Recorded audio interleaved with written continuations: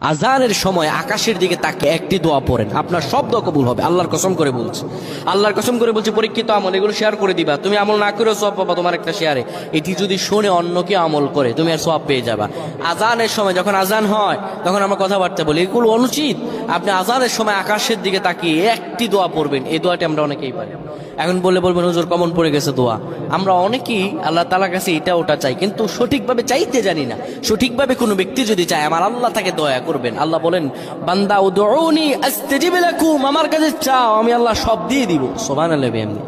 যখন আপনার আজান হয়, আজানের সময় আপনি আসমানের দিকে তাকান, তাকিয়ে আপনি বলুন, পড়তে থাকেন, আল্লাহুম্মা আনতা রাব্বি লা ইলাহা ইল্লা আনতা খলাকতানি ওয়া আনা আবদুকা ওয়া আনা আলা আহদিকা ওয়া ওয়া'দিকা মাসতাতা'তু আউযু বিকা মিন শাররি মা সানা'তু আবু'ু লাকা বিনি'মাতিকা আলাইয়া ওয়া আবু'ু বিযানবি ফাগফির লি ফাইন্নাহু লা ইয়াগফিরুয যুনুবা ইল্লা আনতা।